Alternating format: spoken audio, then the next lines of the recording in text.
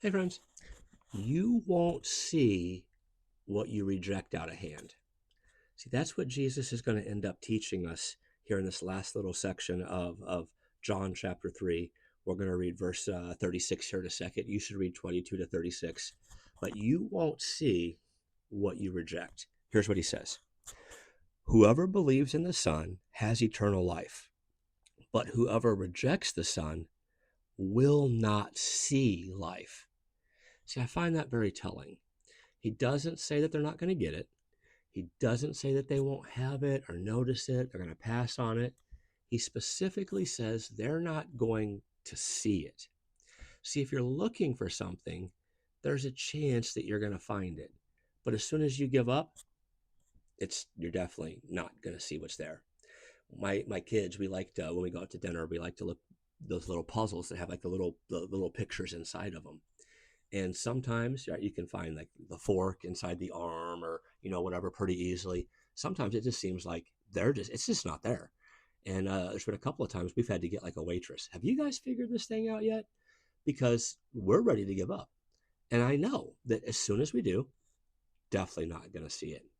That's what Jesus is saying about following him. That there's going to be some that can accept Jesus, and they're not even going to realize that they're just I found this thing, it makes sense, and now they have it. We try to imitate Jesus because, as we've been looking at, that we prove him true by allowing ourselves to be changed, right? That we accept it, and then we prove Jesus true. We get access to his spirit, and it produces a better approach to life.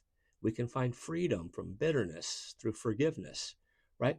That's we're able to see it as we do it, and we can find meaningful purpose in serving others. Which, again, like the rest, that seems kind of counterintuitive, but you can't see it until you do it. When you just reject it out of hand, you don't see any of that. So those that won't accept Jesus, they can't understand why someone would begin to follow him, or they can't understand what someone's talking about when they talk about the freedom from through forgiveness. They can't see it because they've rejected it out of hand.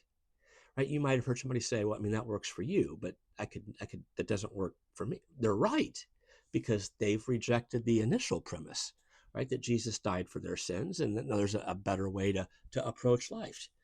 And so, having Jesus on the inside, that's what it takes to be able to see him on the outside. And when someone, like we've been saying, when you just reject him out of hand, we don't see it.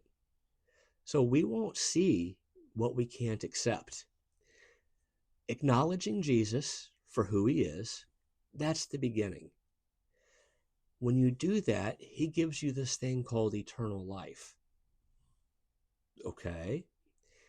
And then inside of that life, you're able to see some things that you never thought possible. I don't mean miracles. I just mean, as I've been saying, like a better approach to life. That you can find meaning through serving, that you can find freedom through forgiving others. Things that don't make sense to other people because they just reject him out of hand. So for a follower of Jesus, be careful not to just reject things out of hand, because you won't see what you can't accept.